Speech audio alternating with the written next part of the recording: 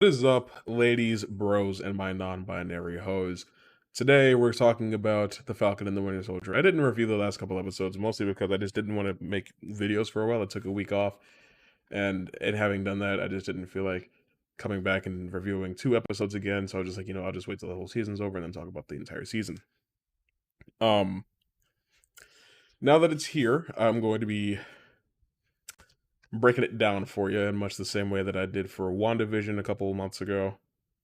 Or I guess like a month and a half ago, show ended, something like that, whatever. And talking about what worked for me, what didn't work for me, and what I thought of the show overall. Now that it's all here and done, I think the show had a lot of potential. It was definitely the show that I was the most interested in before Moon Knight got announced. As far as like the MCU Disney Plus stuff is concerned, Falcon and the Winter Soldier from the very announcement of the series, I was like, yes, give me that. I want to watch Sam struggle with what it means to be Captain America.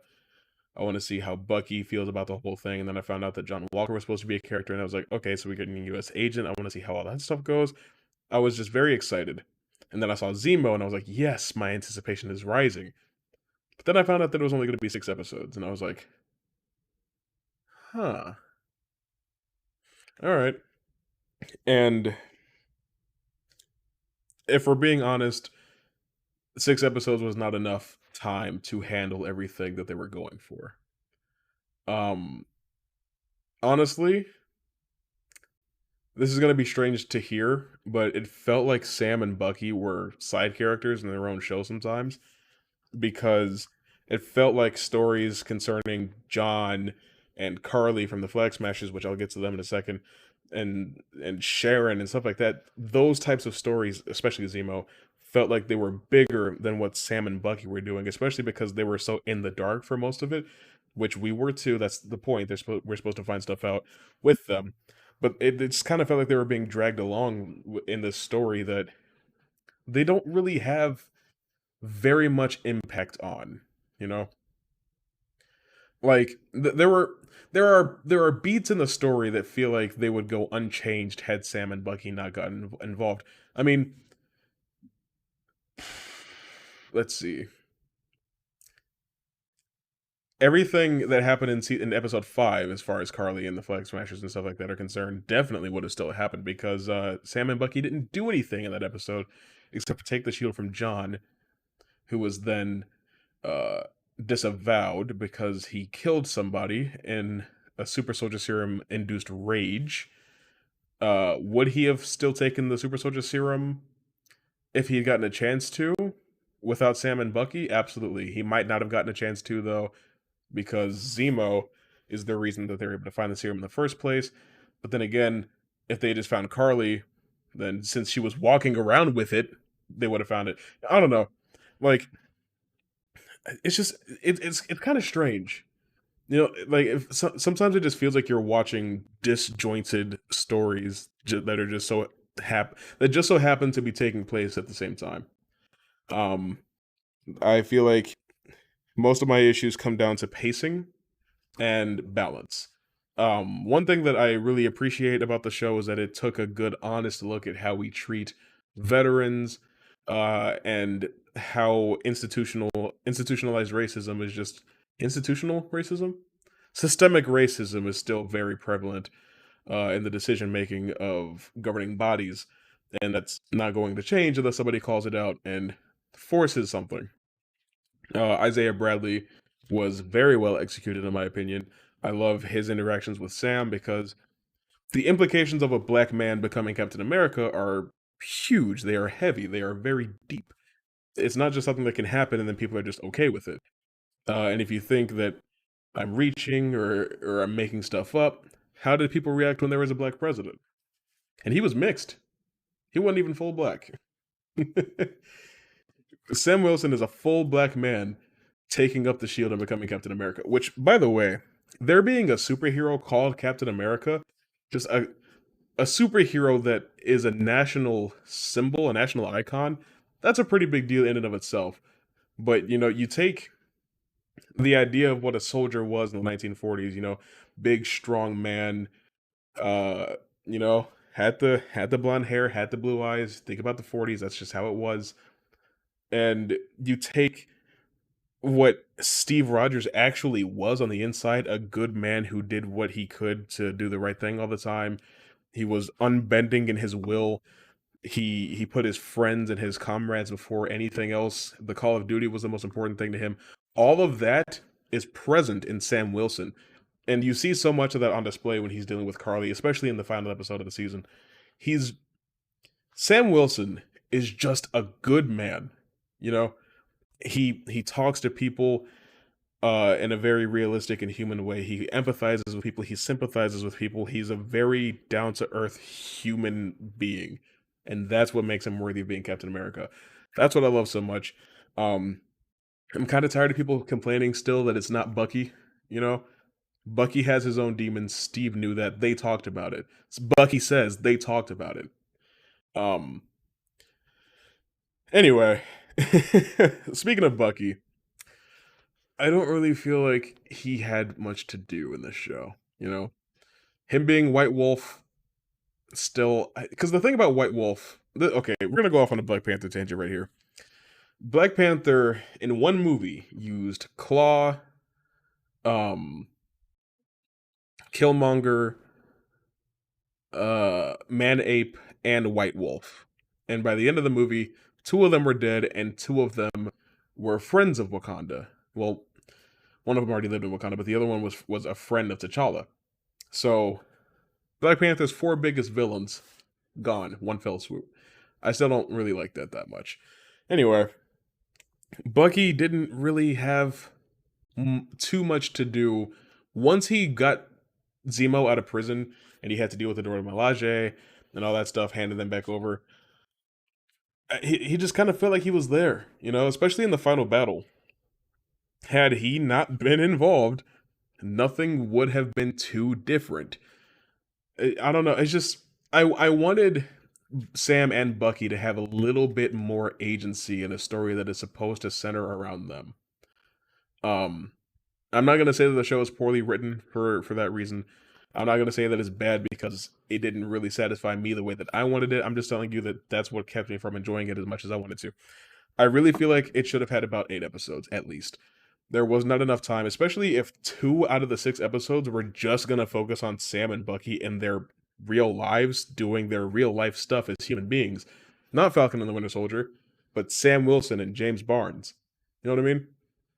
If it's gonna focus on them in that way, you need to make up for that time in advancing the plot with all the characters that you have on the table. Um, Now let's talk about the Flax Smashers. They are probably the least memorable antagonist in a Marvel Cinematic Universe related project since the Hand in the Defenders. I could not get into what they were doing. I can't even remember exactly what their goal was. I know that they wanted to unify everybody without borders, but I don't know how they were supposed to get to that end by their means. And one thing that I don't really like about these types of stories is that they take people that want to be revolutionaries, people that want to abolish the status quo and strive toward unity or equality. They turn them into psychopaths and make them very extremist, and they have them do these things that kind of take away the human aspect of them so that you don't see them as being right. um Killmonger, they made him so tyrannical for no real reason other than so that you would understand that he actually is the bad guy, because if it weren't for that, if it weren't for him talking about killing every white person and their kids and mixed people and people who side with white people, you'd probably be like, okay, he's spitting. But no, he's a full psychopath. Even Hayward in WandaVision, he would have been right. He would have been in the right if he didn't try to kill 2 kids. And here, Carly would have been right if she didn't just start killing people. And it's just it sucks that's the type of stuff that they have to do in order for you to see the bad guy as the bad guy. Moral ambiguity doesn't really get to stand in a story like this, and that's just kind of getting old in my opinion. Um But the conversations of race, I feel like, were mostly handled pretty decently. I don't know. There were just some times where I was just like, that just doesn't feel organic as to how that would be said. Um, but the message is very clear. Having Sam be a black man and be reckoning with the the effects of what it would be like to become Captain America, and then to ultimately decide that's not what he wants to do, and then to have a committee of white people be like, yeah, son, you did the right thing, and then give the shield to another white man. You see what they're going for, and I think that that was handled pretty nicely. But when you get to like Sam and Bucky talking about what it means to have a black man be Captain America, it just didn't flow as well as it did when Sam was talking to Isaiah. I love the inclusion of Isaiah in the story. I love what he represents in the story. Um, and I love how his arc was wrapped up at the end. He got his own exhibit in the museum. He gets to be remembered as a hero because that's what he was. One thing that a lot of people missed the point on when we were talking about the show week to week is that they're not the show was never trying to vilify or demonize Steve Rogers for being Captain America and getting to be a hero and to save the world and save the universe. What it was trying to do was call out the hypocrisy in the American government for Isaiah Bradley and Steve Rogers both doing the same thing, going behind enemy lines to save their men. And one of them becomes a decorated war hero for it, and the other one gets locked in jail and experimented on. That's what it's talking about. They both did the same thing. They're the same type of person. Isaiah Bradley on the inside was just as heroic and patriotic and brotherly as Steve Rogers was, but there's a huge problem. He was black. So he didn't get the same type of treatment that Steve got. That's what it's about. Like a lot of people were saying that the show is trying to prey on like white guilt and turn Steve Rogers into a bad person. It's like no, it was never trying to do that. There were no bad people that were Captain America. Not even John Walker. The thing about John, we're not supposed to like him, right? Because as far as we're concerned, and as far as Sam and Bucky are concerned, he's encroaching on something very precious that Steve Rogers, a man that we trust, left to Sam Wilson, another man that we trust. And so here's the stranger taking it from Sam. That's basically how that's supposed to be set up. And so we're not supposed to rock with John right away. But John was never a bad person. John was never evil. He never had any malintent. He just was under a lot of pressure, couldn't handle it, and he eventually snapped in the worst possible way. Um, should he have killed that guy? Absolutely not. But he made a mistake. He didn't kill that person because he hated him. He killed him because he was angry that he lost his best friend. Um, there was a line in the season finale that people are probably going to think was poorly delivered or poorly written. I really liked it because Carly said, "I'm sorry about your friend. I didn't mean to kill him. I don't want to hurt people that don't matter." And John's like, "You don't think Lamar's life matters?" And I'm like, I like that because it's you know you have this girl that is like, "Hey, this person not even relevant to me." And John is like, "But that's my best friend. That's a human being. That is a man whose life was important."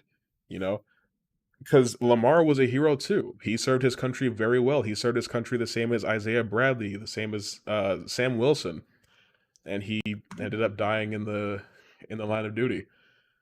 And that was a huge turning point for John.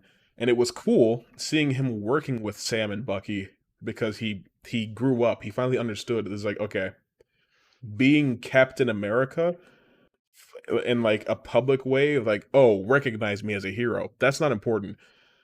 Embodying the values that Captain America represented, that's what's important. So it was cool to see John figure that out. And now he's US agent. And oh boy, does he look good. Speaking of looking good, Sam Wilson's Captain America suit. Ah, damn. Oh, it's good. Oh, it's good. I just want to talk about the way that the shield bothers me in this show. There's something weird that they do in the editing. Anytime somebody catches the shield, it just looks very snapped to. You know what I mean? Like it looks like it's keyed onto the actor's arm, and I don't like that. In any of the movies, anytime Steve caught the shield or when Bucky caught the shield, it looked very natural, like it just came to their hand and they stopped it.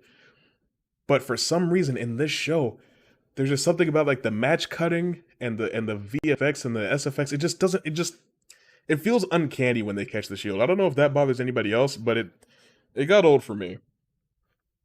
But seeing Sam be Captain America for the world to see in public, I loved that. I really loved that.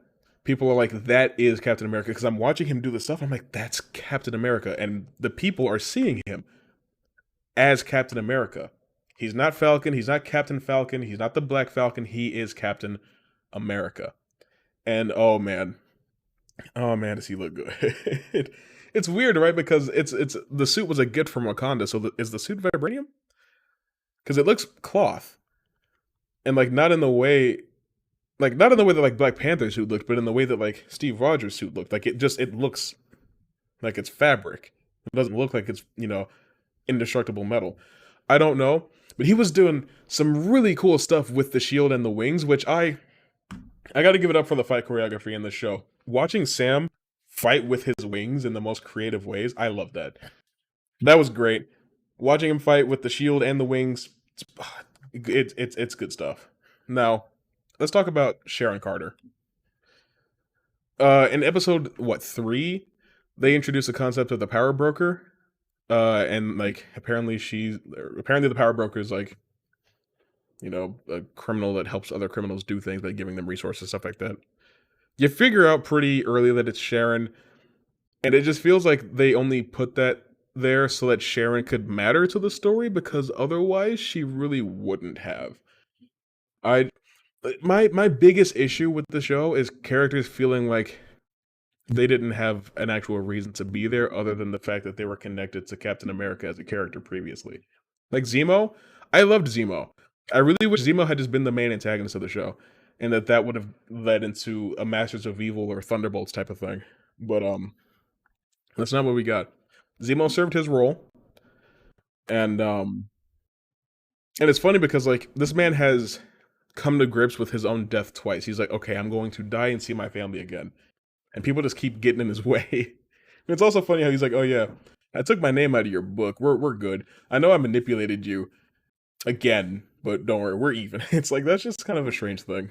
But I love the work that they do with Bucky on an emotional, psychological level. Him still dealing with the Winter Soldier stuff and having to, make amends for that in his own way. That was probably my favorite aspect of the character, because Lord knows he didn't do much as the Winter Soldier in the show. It's all good though. I love the dynamic between Bucky and Sam. The bickering never got old. But I like that they were able to, put that shit aside and get the job done when it came down to it, because I mean, they're on the same side, they're both very loyal to Steve and his legacy. So all of this stuff was their responsibility together. Loved all that. Basically, show didn't feel long enough. It didn't feel like there was enough time to properly address every subplot that was going on. And I will give the show a little bit of wiggle room, because I know that there was like a pandemic plot line that had to get cut out. I don't know if that would have fixed the pacing issue that I feel like there was, or increased it drastically. But I understand that they had to adapt, and I think they did a really good job with what they had to do. But I feel like there was just a little too much going on for how much time they had. I don't feel like every character that was in the story mattered. Um, like they didn't feel like vital points to the story the way that I would have wanted them to. Not saying that the show is bad for that reason, just saying overall, good show, damn good show. Just a little bit let down. If I was gonna give this like a number rating, I'd give it like a 7.5 out of 10, I guess. Um, without the Flag Smashers, I know that Flag Smasher is a character from the comics. I don't know anything about them though, but without the Flag Smashers, if Zemo had been the main antagonist, the show could have very easily been like a 9, maybe a 9.5. But there was just a little bit too much going on. The whole super soldier serum thing, and the Unify Without Borders, and the Power Broker, and the Zemo, and the lady that raised Carly, and the government, and Battlestar, and John Walker, and Madam Hydra. There's just, I don't know, man. Just a little bit too much going on, especially, like I said, if there's going to be 2 episodes that don't have anything to do with all that stuff. But all that being said, Falcon and the Winter Soldier, what do you guys think about it? I my throat is drying out. I look forward to reading your guys' opinions in the comments. Buy my shirts. Subscribe if you're new. Leave a like. Share this video around. Become a member. Do something. I'll see you soon.